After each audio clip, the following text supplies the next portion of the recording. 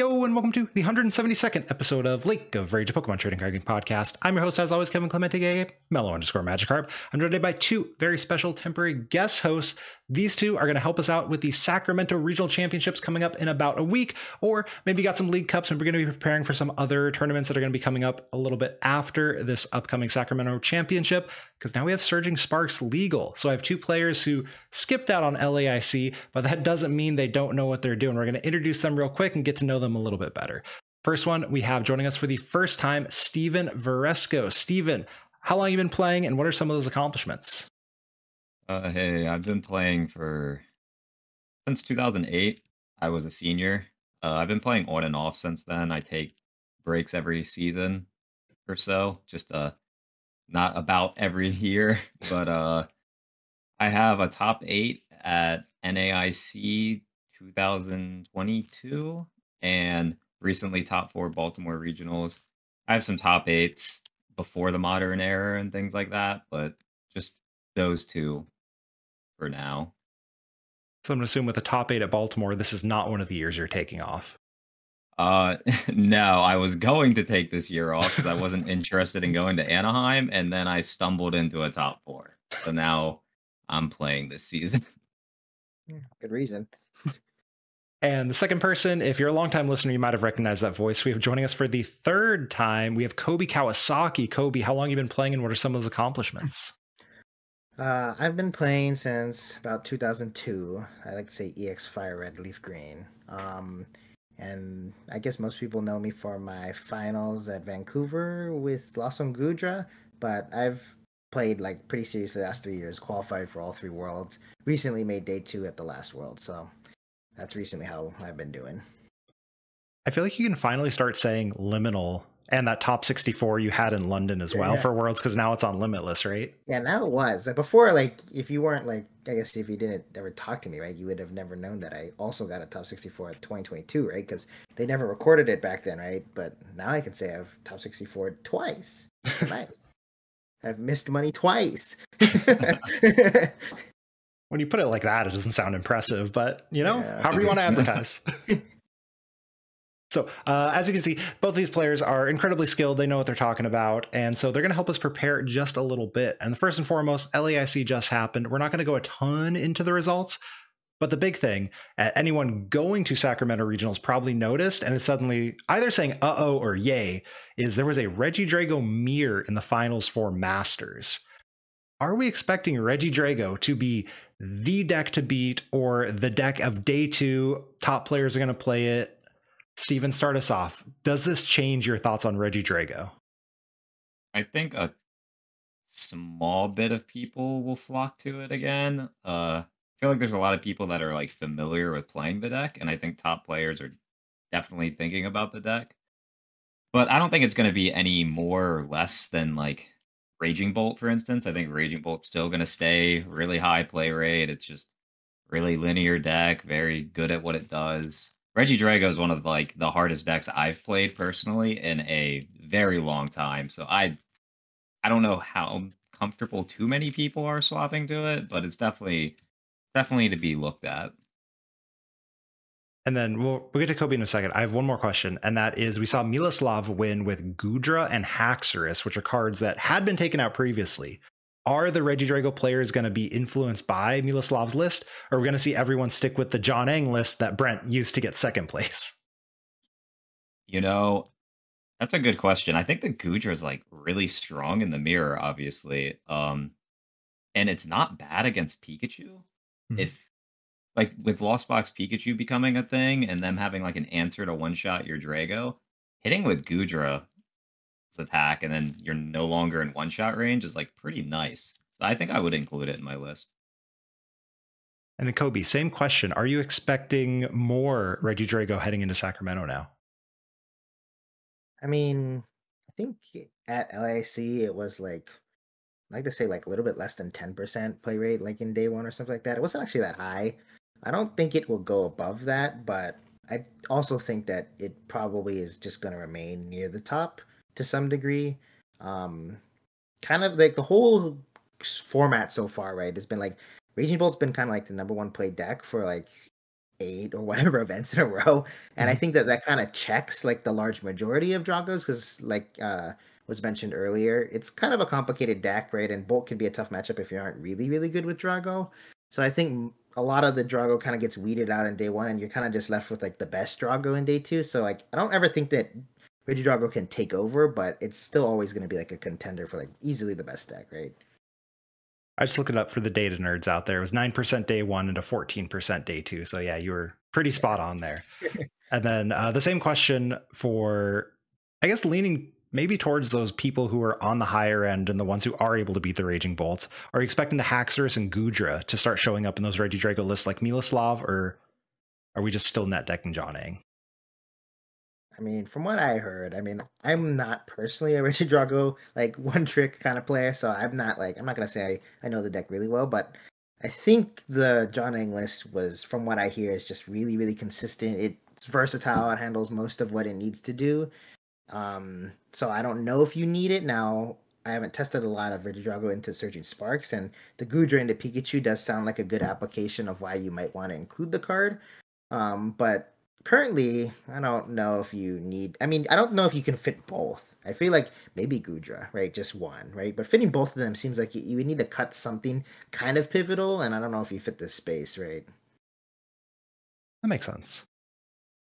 So then we saw the one that, I don't know, maybe someone out there was expecting this thing, but we saw Golden Go. And it's our 4th deck in top 4. The other 3, of course, being Regidrago. Now, is this a deck where we're going to see people, maybe, everyone's had Golden Go in their back pocket. If you say, no, I don't, you're probably lying, right? That deck is very fun. You play it on ladder when you just want to do some stuff. Are people going to be like, maybe I'm a little bit empowered now and I'm going to sleeve up my Golden Go? Or are you like, yep, there's always that one. This was the one. Who cares? It's never going to show up again. Cobi, start us off. Are you expecting Golden Go to see any more hype? Or is it just like too little too late?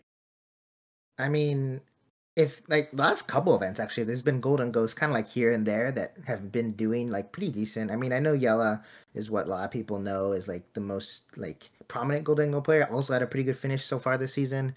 I think anybody who's put a lot of time into the deck knows that Goldengo is inherently kind of inconsistent. So you don't always see like the same Goldengo faces, and I think that's probably because it's hard to have back-to-back Goldengo runs because the deck is kind of high rolly. So I don't know if it's gonna go up in play. I think it's really strong, but like a lot of its matchups like Drago is like very coin flippy, right? Like you could just go first, draw the nuts, and Drago can't do anything about it, but you could also just go second and then get completely run over, and you don't have any control, right? So it's like a lot of people are turned off about the fact that it's kind of coin flipping a lot of its games. Steven, Golden Go thoughts? Yeah, I mean, there's some true believers in the deck out there. They stick to it, and it does something. It's good at one-shotting things. It's a stage 1. It kind of just like seems like Raging Bolt, but a stage 1. Has a lot of the same play lines, just Pokestop, items, discard everything. It gets the ace spec. I don't really know if that changes how you play the deck or anything, but that's a pretty cool thing. Just you could play a whole bunch of different energies, get them all, big one shot. I'm not really sure it's going to go up in play rate, but I don't think it's necessarily bad. I do think with like the possible Lost Box play going up, and we saw Lost Box at LAIC doing pretty well too. The numbers, there's just more people playing Lost Box, and I just don't think that's a good matchup for the deck. I could be wrong, but it doesn't feel terrible. Great. Yeah, it's horrendous. Another thing from, I guess, outside the top 8, and we've already mentioned one of those names, that's Raging Bolt. But we saw Raging Bolt and Lugia, 2 of the most popular decks in day 1, pretty much flop for the entire tournament of LAIC. Inside of top 32, we had, as a very quick glance, only one Raging Bolt, which was Nathan Beck, so shout out to the PNW on that one, and then only one Lugia, which was unfortunately Eder. Yes, sorry, but you got to say who did it, right? Are these two decks gonna continue to see that hype and that high play rate in day 1 that we would expect from the aggro decks that have been hyped up? And I've done a lot of the Lugia hyping myself, I know. Or is these results going to make people, maybe I'll play my backup choice, or maybe I'll, jump into something else turbo. So what do we think about both Bolt and Lugia and their flopping at LAIC? Steven, start us off. Yeah, I think the majority of the flopping was kind of due to like I think a lot of good players were on Charizard, and I think Charizard kind of like saw an increase in play. And I'm gonna be honest, Lugia versus Charizard isn't very Lugia favored if the Charizard player knows what they're doing. It does not feel great. You need to play the Raikou to even like basically one shot the Pidgeot for an easy knockout, or else you're just committing way too many energies to something like Weirdeer or something. It's really hard to finish the last two prizes of the game, and I think that's like a big reason why Bolt and Lugia flopped is because all the Lost Box, all the Charizards popping up a little more. It's just not a great matchup.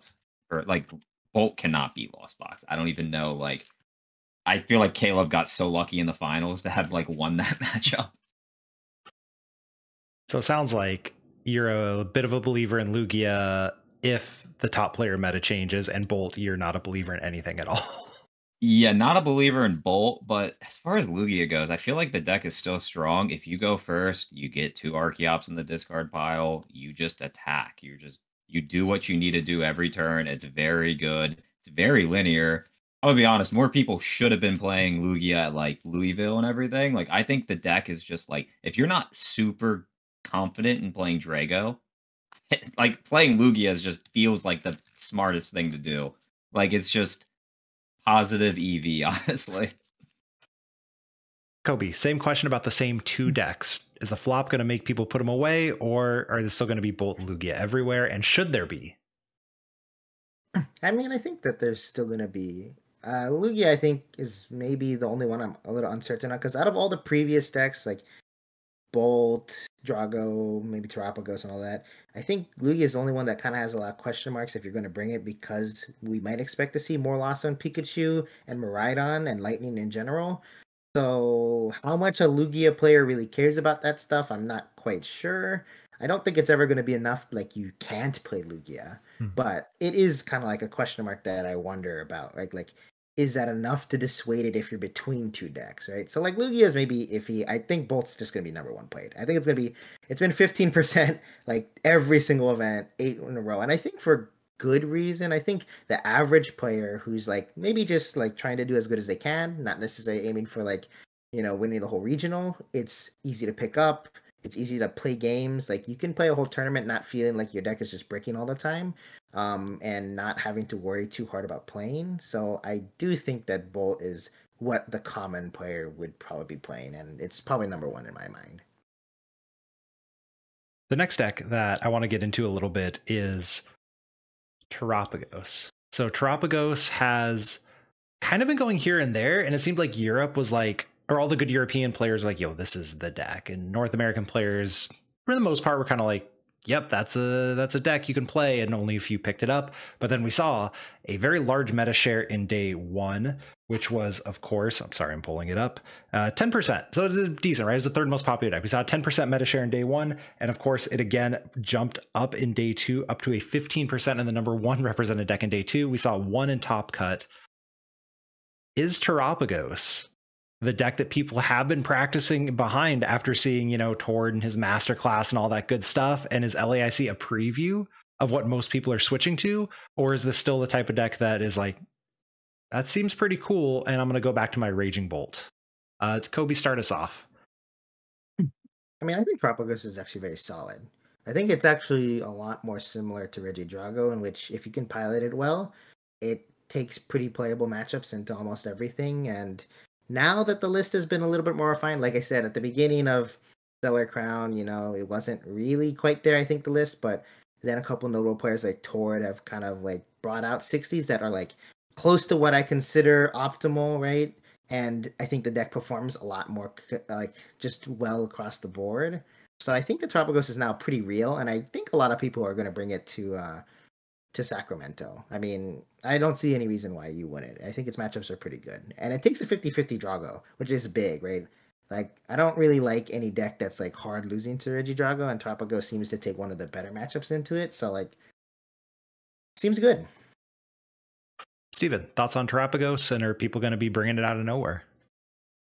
I mean, it kind of feels like Reggie Drago, where like if you're really good with the deck, you get rewarded, but it's a little more consistent than what Drago feels like. Like sometimes you just open hands with Drago and you're like, I can't do anything. This does not feel good. But Terapagos, you're always playing the game.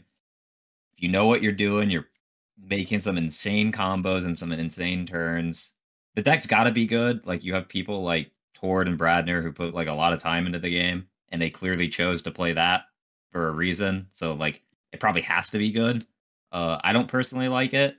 I don't think its Drago matchup is exactly 50-50. The Bouffalants help a lot for sure. Without the Bouffalants, it does not feel very favored for it at all.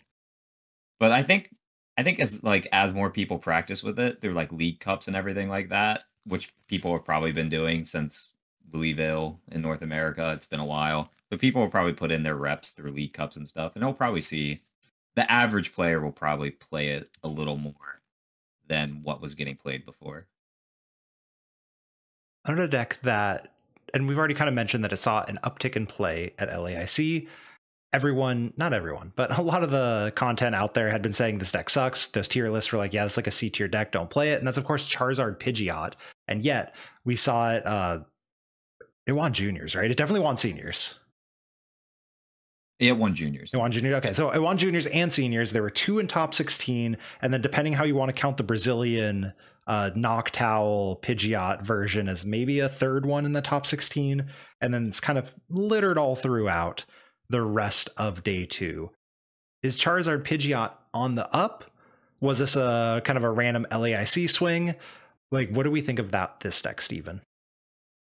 Yeah, I mean, I think the deck's really good. It's always had this, what ace spec do I play? Like, do I play the Stamp? Do I play the Cape? Some people played the Prime Catcher. But I mean, now it has Trolley. Trolley feels really good in the deck. You can maybe cut some Nest Balls and cut some Poffins, put the Trolley in, find some more room for like those weird tech cards like a Cologne so you don't lose to Stall, or maybe a Pow Pad with Turo, and just different little things like that. I think the deck's very real this tournament, and I do expect more people to play it. And like I said, like Azul's testing group puts a lot of time into the game too. Like Grant Manley, Ryan Antonucci, Caleb, they all played Charizard at that tournament, and I mean, I feel like it gets better with the new set, so I don't see why it wouldn't see more play. Do you have any thoughts on, and I assume you haven't played any games with this build, but Jackson Ford with the 5th place and the secret box, very similar to Henry Chow's Guardy list, right? With that secret box. Do you think that's a real thing, or was this kind of a like, that's cool, but Trolley is too powerful? You know, I don't think the secret box was the way to play it. Like, I don't think that was the best ace spec to play for this tournament. I think he just maybe hit the best matchups this tournament or something. I don't know. It kind of feels really redundant in Zard for me. Like, I don't like, what are you doing with it that you're not getting with just like a rare candy to Pidgeot and then using a stamp later? I don't know. Maybe it's helping you set up a turn faster. Not really sure if that matters. I personally don't like it. I haven't played games with it to see, but I would just play the Trolley over it going into the new format. And Cobi, general Charizard thoughts? Is this going to see an uptick like we saw in LAIC, or was that a one-off? I mean, I don't think Zard has been particularly bad this format. I mean, I think it's always been pretty decent. It's just, it takes a tough Reggie Drago, and the power level of decks is so high right now that Zard is almost too fair, which is kind of crazy. Because like half a year ago, I'd be like, man, Zard's the most broken thing in the world, right? But now that we're here, I'm like, man, this deck is really like kind of just okay. It's like fair, right? Is how I describe it. It's a fair deck, right? I don't think it's gonna go up in play. I think that it's not broken enough to kind of crack like what I would consider is like, you know, the top decks, which is basically just Drago and maybe like Terapagos behind them is like the 2 best like top tier decks. It's gonna stay at like an 8 to like 9% play rate, right? It's consistent. A lot of people like the deck. I just don't see it winning. I think a lot of people are familiar with the deck. Is my like thought process on it is like a lot of people have played a lot of games as Zards, so I think like if it gets a little better, I can see people going back to it. Yeah, I think it's. I mean, I like the deck too. I like playing Zard. It's nice and consistent, right? I've played a lot of it as well, but I just don't know if you can really justify just straight Zard. And I agree with the secret box thing too. I don't know if secret box is like what cracks the deck or anything. It's cute, right? I don't think it doesn't stand out to me as something that like improves its matchups heavily though. The last of the quote-unquote old decks that I want to talk about, and I know there's a ton of others and you can bring them up at various points, but you got to mention this one. 2 of them in top 8 of Gdansk. There was 1 in top cut of LAIC, and that is Iron Thorns. It won Worlds. It shows up occasionally. I think the only question that matters is, do you respect Iron Thorns? Like, do you personally, not would you play it, but do you respect its existence when you're considering a deck or text, or you just kind of like, let it be, it's 2% or whatever of the meta you think it's going to be? Steven, start us off. Do you respect its existence? When I'm playing a deck like Zard, I think I respect it because all you have to do is put in a canceling Cologne. You Arvin for the Cologne. Boom, you've won the game. You get a Zard out with his ability, you won the game. It's that easy. When I'm playing something like Lugia, I just don't respect it. I'm not putting a Flutter Mane in my deck. I really don't care. It's 2% of the meta. If I lose to it, I lose to it. I think people don't like playing the deck to begin with. Like, even the people that lock it in don't enjoy what's happening. It's just, they're just hoping. They don't know what to do, and they're just hoping to get lucky because they don't have a deck that really fits them. That's because I locked it in for a League Cup, and I felt that exact way. I was like, I don't know what to play.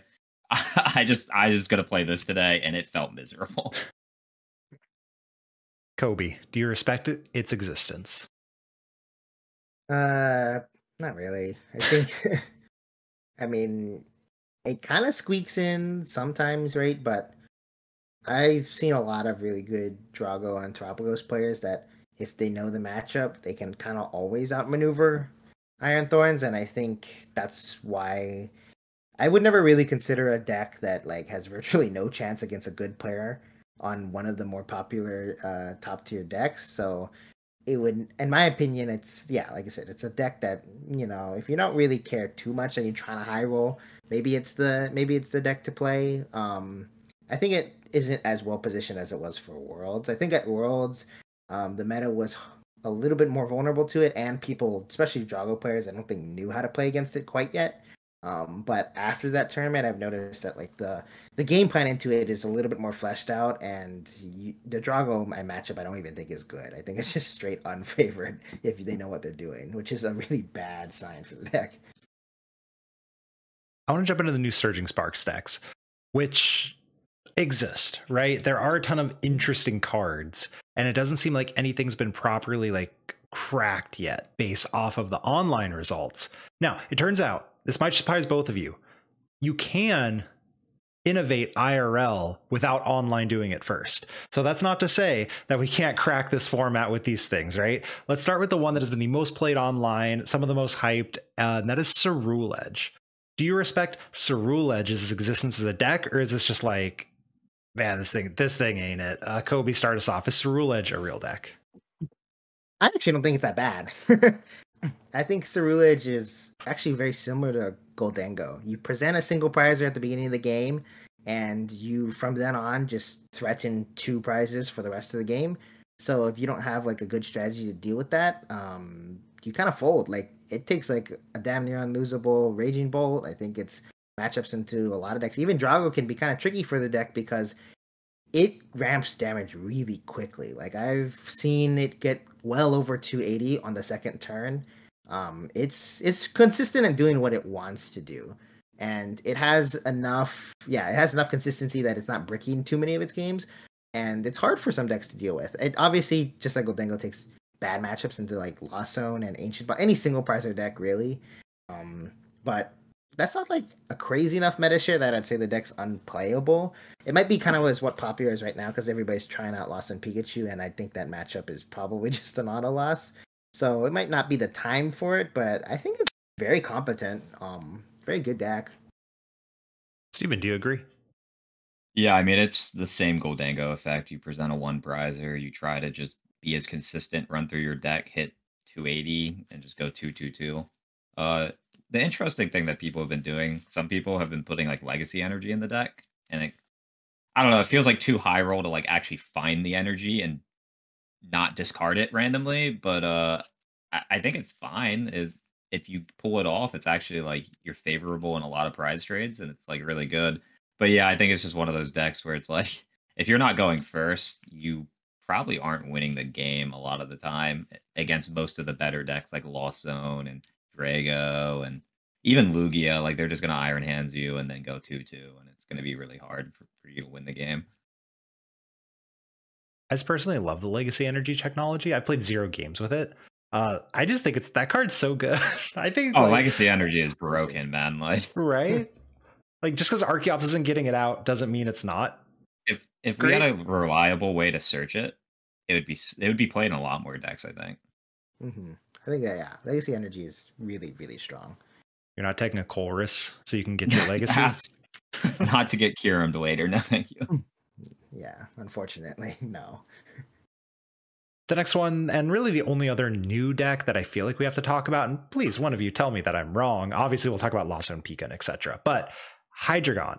This deck got a lot of hype, right? It's like just 2 good attacks. It's got Dark Patch. It must be good. You know, we can mill. That seems good. Obsidian is actually just one of the most ridiculous attacks we've seen in a format where pretty much no one plays Manaphy. I forget who started the last one. So Steven, yeah, there we go. Is Hydreigon a real deck, or was this just kind of a cute YouTuber dream? I think it's just a cute YouTuber dream. It's really strong. It has really strong attacks. Even the first attack, discarding 3 cards, doing 200 damage for 2 energy. It's really good. I just don't think it's the time. I mean, we have Drago doing really well and Lost Box appearing again. People are going to start playing Manaphy again. At least I think so. Second attack's not very good in the Manaphy. It's weak to grass. I don't know why it like I'm just gonna power up an Ogre Pond and Drago or Bolt and then one shot your 4 energy stage 2 Pokemon. And if it had a different weakness, I could maybe like justify it being like pretty solid, but I just don't think it's real right now. Cobi, is it real? Interesting enough, at the beginning, like when we started testing for it, Hydreigon was the deck that I spent a lot of time of trying to like make work. It gave me kind of like single strike Tyranitar vibes, right? Which that attack was actually like game winning a lot of times, and it seems like it should be good, right? But the grass weakness, as mentioned, is really kind of crippling, right? If it was any other weakness, I think the card actually would just be like really good, but grass is tough, right? Number 1 and number 2 decks that get played right now, like almost 30% of the format is like auto losses because of that grass weakness. So it's like I don't even know how you can really get around it. I think you have to run like Hero's Cape just to like make it so that Ogerpon doesn't easily kill you.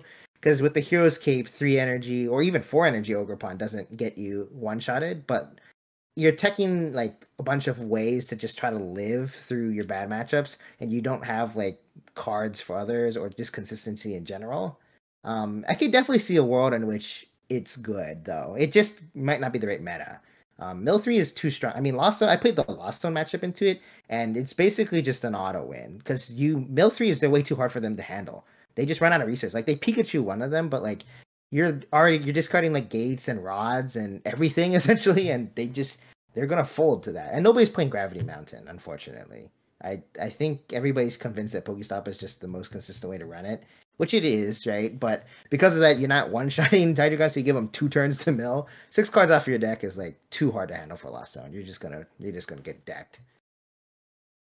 Are there any other of the new cards that you feel should stand as a deck on their own? Or are those the only 2 that are even remotely?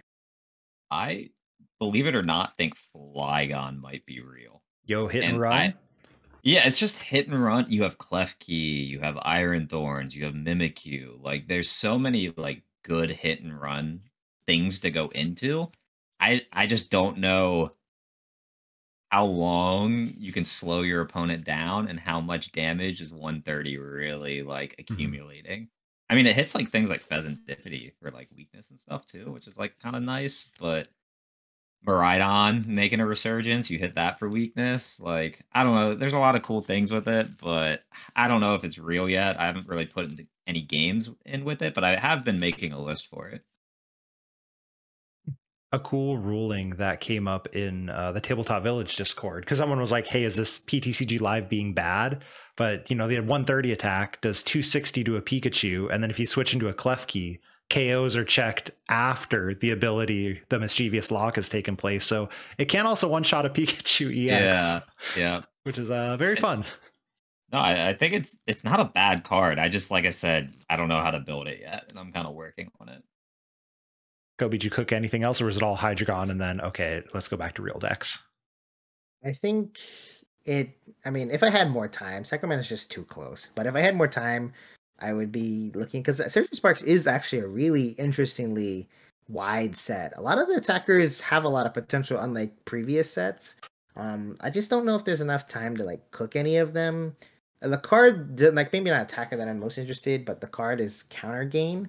I think Counter Gain by itself could kind of spur on like a counter box deck, right? Where you're trying to use attackers frequently with Counter Gain to like just uptrade into decks. But I think you need to see more of the meta first, right? Before you can like make a deck like that. You need to know what you need to target. So it might not be Counter Gain's time. Counter Gain will see play like sometime during its lifespan. It just, I think right now maybe it just needs to like figure out what it's trying to target first. And then attackers, like slacking is interesting, right? It's really big, 340, and it hits for double colorless, which I don't hate, and for good damage too. But yeah, I just don't know if there's enough time, right? Not enough time. Maybe for like the next event, right? Like month like after Toronto. Sacramento. Yeah, Toronto, San Antonio, because they're both in this format, I believe. I don't know if the EV set releases for San Antonio, so it does. At least I'm like pretty sure that it releases in time technically, but not for the legality. I think Vancouver will be the first US legal EV set. So yeah, I think that we'll be in this format for a bit, and there's definitely a lot to work with in Surging Sparks. That there'll be opportunities to explore some of these other decks a little bit more once the first tournament's done. Counterpoint though, Black Kyurem, Counter Gain, double turbo, and then you just sit there and paralyze the Regidrago over and over again. Does that not just auto win the matchup? It probably does. If you're playing Pidgeot Control, I mean, I think that's kind of interesting. Pidgeot Control is already an established archetype, so I don't think by itself Black Kyurem is, you know, a deck, but as a tech card in Control, I think it utilizes Counter Gain plus DT and probably gives Drago too much, because you're already running them pretty thin on like switch cards, so like paralyzing them for a turn probably isn't enough to push it over the edge if I had to take a guess. I'm no control expert or a Drago expert, so I don't really know, but it seems like it should like at least change the dynamic of the matchup. The next deck that you both mentioned, and you've kind of been hyping me into the deck of like maybe it's going to be a Boogeyman heading into this format, or like maybe a Boogeyman isn't like it's just really good. That's Lost Zone Pika. I've seen a ton of different lists, how to play it. I personally cannot fathom playing 5 different energy types, but you're both better than me, so maybe you can. Steven, is Lost Zone Pika real? Is it just like hyped and it's okay because people love to select flowers? And if it is real, how popular would it be? You know, I played the deck at my local today, actually, like my just like little store tournament, and playing 5 energies felt terrible. Like you like do a flower selecting and you see like your Colress and then your one of metal energy or your one of psychic energy or whatever, and you're like, well, I guess I can't Sableye this game or I can't Pikachu this game because I need this Colress to play the game.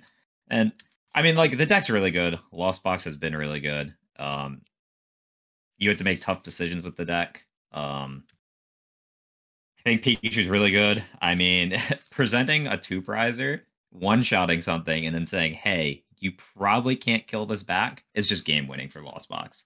Like, it's just game winning. And I think it's definitely a real deck. People are going to play it. People are going to be testing with it. You'll probably see a couple of the better players be playing it too. Like, I mean, we have people playing Lost Box at LAIC. I don't see why they wouldn't try to do it with an even better attacker. Maybe you don't play the Sableye. I don't know. You might not need it because your Pikachu can't get one shot now, so they're not getting 2 prizes. So you might not need like a weird prize trade. But it's a real deck. It's why I want to play Canceling Cologne and Charizard too. I mean, just don't let the effect go off, kill it, and yeah, it's real. It's real. Unfortunately, I don't like when Lost Box is real, but it's real. Kobe, same question. Is it real? I think so. I mean, it's been a while since we've had a deck. The thing, like right when Pikachu came out, what came to my mind was that it's a lot like Amazing Rare Lost Zone, which I played a little bit of it back in the day. I think the deck actually ran 6 different types of energies. I think it was Water, Psychic, Grass, Lightning, Metal, Fighting. The Because the Mega two Ray. the two Amazing Rares needed 4 because they didn't have the same cost. And then you still ran Water and Psychic, I believe. So I think the deck ran 6 different types of energies. It ran like 12 or 13, a high count. And like that deck, a lot of times when you'd go into the Amazing Rare Rayquaza, you lose all the energies, right? Which kind of leaves you a little bit more vulnerable to disruption, which is kind of the issue I've been running into with Pikachu. Like you go for a big one shot, go down to 2, and then they ion you, and you're like, ah, crap, right? I have no energies on this attacker. I get 2 cards, right? It's like this is unlike normal last one where you have like an attacker already built up on board. You're a little bit more vulnerable. So even though you have the ability, right? If they just hit you, proc the ability, and give you 2 cards, it's still kind of hard to like chain an attack. You might need to like up your supporter counts. I think the Amazing Rare build ran like 4 Colas, 3 Raihan at some point, like Moffat's build way back when. So like the chance when you get disrupted into like, you know, whatever, you have a higher chance to like draw out of it. Which is not what Lost Zone is more used to right now. Right now we're on like 4 Colas, 1 Roxanne, which is kind of low on cards. Like you might need to run like more supporters just to like be a little bit more disruption proof. I'm not sure, but I do know that Lost Zone is a deck archetype that people always gravitate towards. Some people like really love it. I'm very much in the middle about it. I'll play it when I think it's a good play, but I'm not like particularly attached to it. But I think the deck is actually really interesting. It just might not have the optimized list yet. It's like same thing with Terapagos and Drago, right? Like the first tournament for all these really good decks, I don't think it ever really impresses. But after people have come up with like, I think the refined 60, then it's like, oh, this deck is good. I think Lost One Pikachu will be that. I just don't know if it's going to have as great of a Sacramento. But somebody's going to come out with the list somewhere, right? And then it will be good. It's different though, so they're going to have to work on it. What's really cool about the Pikachu thing though, that is not like the Ray, is I think Ray had to discard all your energies on it no matter what. You can actually just power up Pikachu more because it says discard 3 energies, and then it's not gonna die. For the most part, it's not gonna die going into the next turn. So that's what kind of like I've been doing is like, hey, leave it with an energy or 2 so that like 1 gate will just get you there again. You don't have to find 2 or find the energy attach. Yeah, no, that is a big distinction for sure. I mean, if you had Raihan, man, Raihan would be amazing with the deck. I was like, dang, like Raihan would be so good with Pikachu, but alas. Or Rangaroo, so you could actually put the energy back into your deck instead of it being in your hand when you just draw a million of them. Yeah, there's a lot of tools that really I think made Amazing Rare work that would really be nice here, but we just have to live with what we got. Any supporter that could accelerate from the discard, I think, would be like huge for the deck. Because all we got is Mela right now, which is fire only, so that sucks. So, Kobe, I have to ask a follow-up question to something you said a little while ago. You need to play more supporters. What are you possibly recommending to play more supporters other than your 4 Chorus, 1 Roxanne? I mean, 4 Chorus, 1 Rock, you could just run 2 Roxannes. There were Lost Zone builds that ran double Roxanne at one point. Roxanne's great for Lost Zone. You get to slow them down with like Disruption and Shuffle Draw 6, right? And you never really want to play Roxanne early anyways. You can't really run Hassle. I know some people are experimenting with Hassle like when that card first came out in Lost Zone, but kind of counterintuitive Pikachu because a lot of times you're just getting punched and not getting knocked out, which is good, right? You're not giving up knockouts, but in this one instance, it kind of makes cards like Hassle and Fez like a little bit less valuable because you're not actually getting knocked out consistently, right? So you can get caught in weird spots. I don't really know what other cards you would want to run. You could maybe run just like strict draw supporters. Mortys isn't like the worst thing in the world. I know that the Golango list that played top 4 at LAIC ran like 2 Mortys. And at first I was like, what the heck? Why are they running 2 Mortys? But then I got to thinking and I was like, you know, most decks just bench out. So it's really just like discard 1, draw 5, which is like, You know, that's pretty good. You can draw 8. Yeah, you could draw 8 against Terapagos, right? So it's like I started things like it's kind of like Bird Keeper, right? Bird Keeper was played in Lawson when that card was still around, and that was just switch draw 3, but that was enough. So like maybe Morty's is like just having generic draw could be like good enough. There's definitely room to play around. I think you could experiment. I don't think there's like a one that stands out in my mind like immediately, but there's definitely room to like test some supporters. The only other deck that I can think of that gained, I would say, a significant power level increase is Miraidon, which you've already mentioned a little bit. But the deck always had this problem of taking first 4 prizes, 0 issue. You could do that in the first 2 turns of the game. You felt so powerful, and then you could never take the last 2, and you would get just reverse swept so fast. Magneton, I'm going to say fixes that. You're welcome to tell me I'm wrong, because I've played 0 Miraidon games, and the ones I'm hitting on ladder, they're trying their best. Cobi, is Miraidon making a comeback? And should it make a comeback? Definitely shouldn't make a comeback. But I think it will get played. People like the deck. I mean, I think a lot of people are just big fans of Miraidon. They just play. I've never thought the deck was good personally. I've always thought it was like decent at best. Never thought it was like the call for a tournament. But it is very fast. And some decks can just like get a slow start. You just amp them on the first turn, and if you miss that one turn, it's basically just over. So, and it has new tools like Latias and Fez, big upgrades to the deck. Having the Pikachu so that you can't get your Area 0 shut off, right? A lot of decent upgrades, not anything that like changes what the deck's trying to do. It's still probably going to go amp for the first turn, try to take a Gust 2 prize knockout, and then maybe amp again or take a big one shot with Raichu, somewhere along the lines like that. So it's still pretty linear, and I think it will struggle into all the decks that it previously struggled into, like Lost Zone is basically an auto loss. Doesn't take a good Raging Bolt because sometimes it just doesn't get around the big bodies.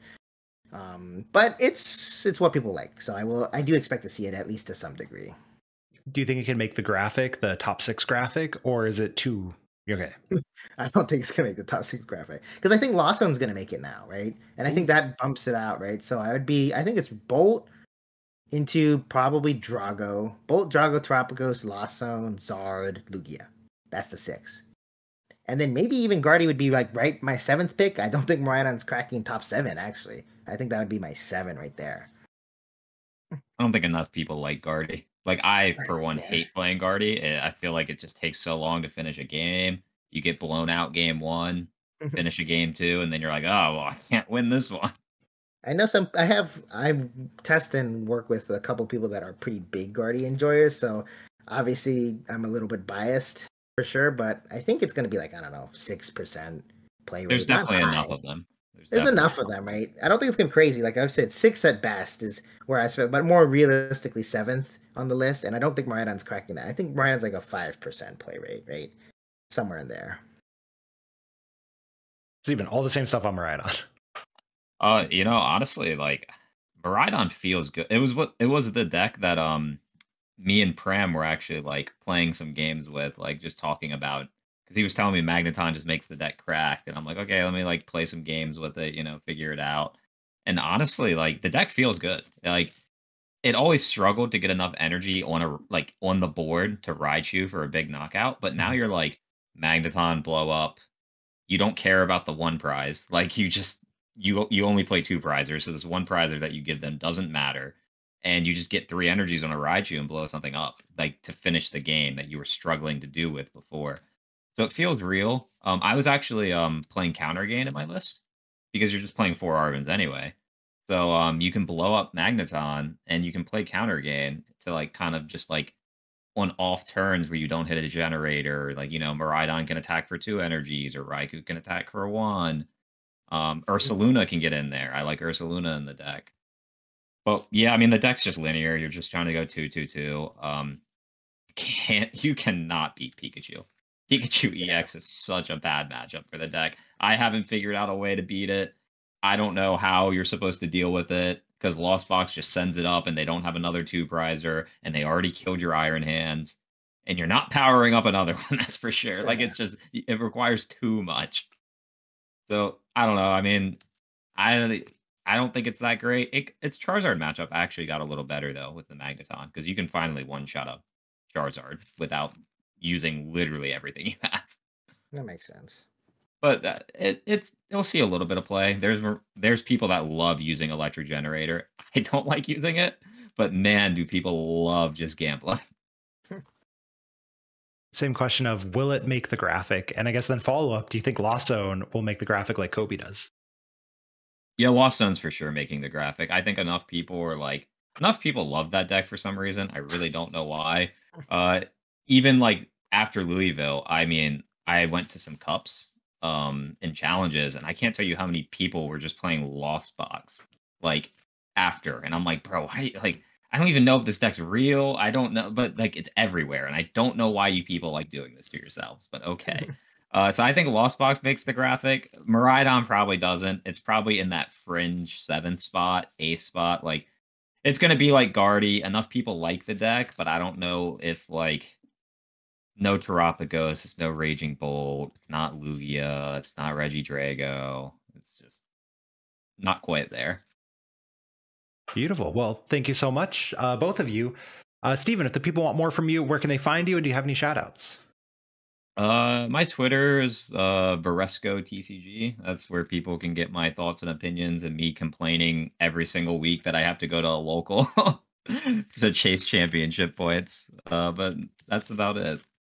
And Cobi, same thing. Shout outs and where can people find you? Yeah, Twitter as well. Simply Koi on Twitter. And thankfully, I don't have to go to locals because I'm done. I got 4 cup wins, thankfully. So I wish.